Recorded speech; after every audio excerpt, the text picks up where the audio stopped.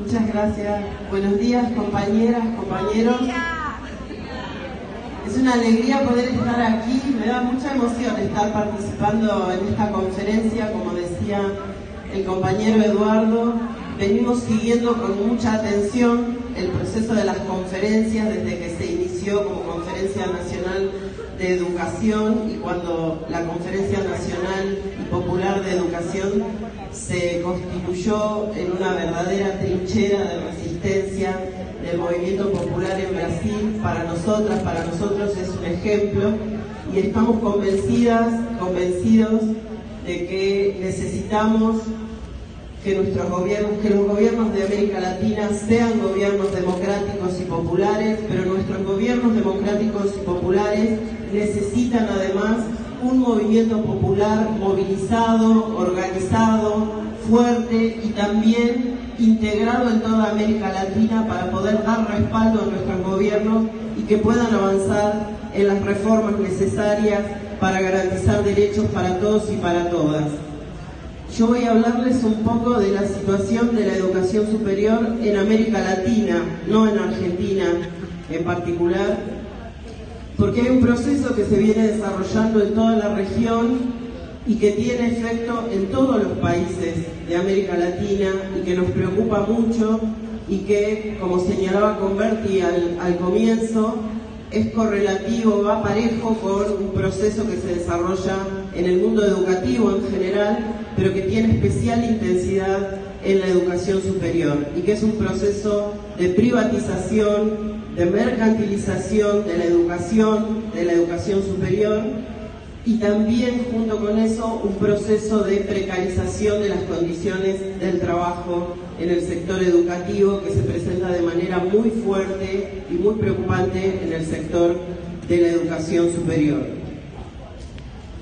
Quiero decir que este proceso es un proceso global, es un proceso que se desarrolla a nivel internacional, pero que tiene características muy preocupantes en América Latina. Nosotros estamos caracterizando a América Latina como una región hiperprivatizada en el sector de la educación superior. Estamos compartiendo algunos datos que señalan que hoy en América Latina tenemos más de la mitad de las instituciones de educación superior privadas, más de la mitad de los y las estudiantes de la educación superior están estudiando en instituciones privadas y más del 60% de las personas que se gradúan en la educación superior se gradúan en la educación privada. Y señalo esto como un dato que nos preocupa mucho porque se trata por un lado del desarrollo de un mercado, del desarrollo de una tendencia que construya la educación superior como una mercancía, como un mercado que es altamente lucrativo para algunas empresas que cada vez se concentran más. Ustedes aquí en Brasil conocen perfectamente ese proceso, pero también es un proceso de pérdida de soberanía. Es un proceso en el cual perdemos la posibilidad de que esas personas que se gradúan en la educación superior se formen en el compromiso con nuestras sociedades, en el compromiso con nuestros pueblos, en la convicción de que la educación es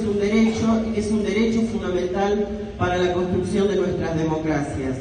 Entonces se trata de un problema político de primer orden, se trata de la soberanía y se trata de la democracia en nuestros países. Y este es un proceso que no se inicia ahora, es un proceso que, también lo relataba Converti, se inicia especialmente en la década del 80 y en la década del 90. En la década del 80, cuando se produce en nuestra región una expansión muy grande del ingreso de la demanda de educación superior en un contexto de fuertes restricciones presupuestarias para la educación superior.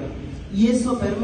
facilita, junto con el acompañamiento que muchos gobiernos le dieron al sector privado, facilita el desarrollo de la educación superior privada. Entonces tenemos, por un lado, una expansión muy grande del sector de la educación superior privada pero al mismo tiempo tenemos la incorporación de criterios de mercado en la educación superior pública, que es incluso mucho más preocupante, y es una situación donde tenemos que poner muchísima atención y que además requiere políticas activas dentro de las instituciones de educación superior, pero también de parte de los gobiernos. Y ese proceso ha ido significando a lo largo del tiempo la incorporación de una lógica individualista, competitiva en nuestras universidades, un proceso y en nuestras instituciones de educación superior, un proceso de desvalorización de la función docente, al mismo tiempo que un proceso de reducción, de achicamiento de la idea de lo que se valora como investigación en nuestras universidades y en nuestras instituciones, una idea de que la investigación que vale es aquella que puede acreditarse, que puede probar sus resultados en un circuito que es un circuito internacional que aleja a nuestras investigadoras y a nuestros investigadores de la preocupación por las demandas que tiene nuestra sociedad y que espera que la educación superior y la universidad respondan. Y ha generado entonces un proceso también de segmentación de las instituciones, de segmentación el cuerpo de docentes e investigadores en nuestras instituciones, con un sector pequeño, fuertemente transnacionalizado, y una mayoría de profesores y profesoras en nuestras instituciones con condiciones precarias de trabajo que están centrados en la función de enseñanza. Y esa es una cuestión que ese es el punto donde deberíamos volver a pensar todo en nuestros sistemas de educación superior, porque si decimos que la educación superior es un derecho humano fundamental, es un derecho humano universal, y decimos que la educación superior para nuestros países es un recurso estratégico para poder construir con soberanía sociedades justas, entonces tenemos que volver a pensar cómo es que las instituciones de educación superior garantizan ese derecho y cómo es que garantizamos que los procesos de producción de conocimiento en nuestras instituciones de educación superior esté orientado a las necesidades de nuestros pueblos y no alimentar un negocio global donde 5 empresas concentran la producción, la validación de la producción académica a través de la publicación en revistas y a través de los rankings, y colocan a nuestro mundo académico a mirar ese centro del sistema académico mundial y no a mirar lo que tenemos alrededor y el compromiso que tenemos con nuestro propio pueblo y con nuestra tierra.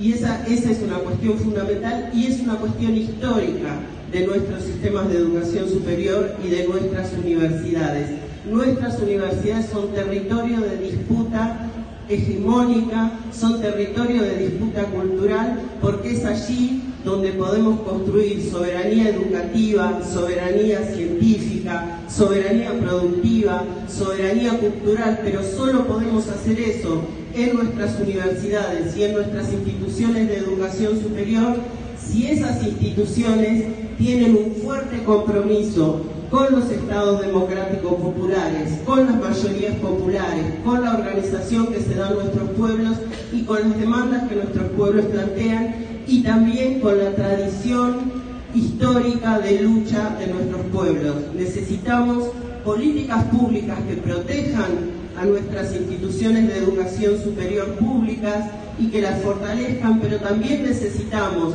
universidades, instituciones de educación superior que se comprometan fuertemente con el destino de nuestros pueblos. Y eso también requiere una lucha al interior del propio mundo universitario, al interior de las propias instituciones de educación superior para movilizar ese compromiso. Cuando decimos que la educación superior es un derecho humano fundamental, también tenemos que decir que garantizar un derecho requiere trabajo. Es imposible garantizar el derecho a la educación superior sin asegurar condiciones dignas de trabajo para las trabajadoras y los trabajadores de nuestras instituciones de educación superior, y que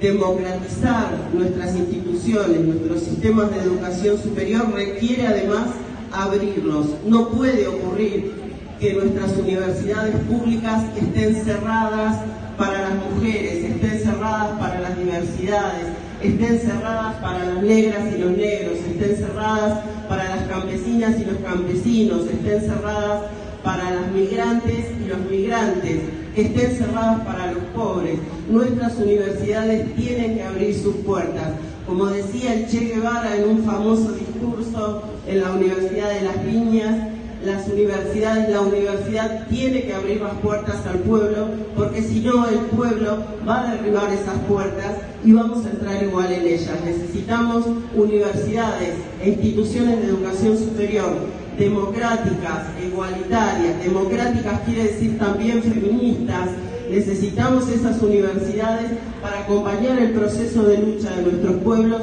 por la democracia de nuestros países y de nuestra región. Esa es una pelea que solo puede darse como una pelea latinoamericana y caribeña. Es esa idea de universidad, esa idea de educación superior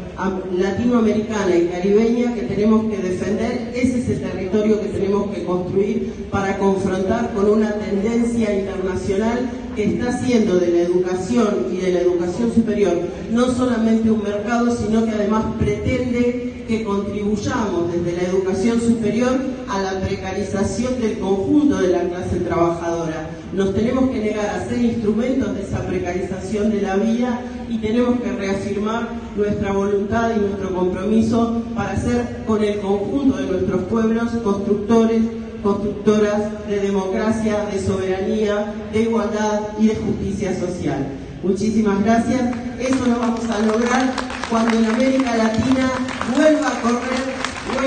la fuerza de los gobiernos democráticos populares. Estamos convencidos, tenemos una esperanza enorme de que en octubre vamos a estar celebrando el triunfo de Lula en Brasil, como dijeron mis compañeros. Ese es el triunfo para toda América Latina. Es fundamental que volvamos a tener a Lula presidente, y con Lula presidente nuevamente los vientos de libertad y de igualdad van a correr por toda nuestra región. Allí estaremos. Gracias.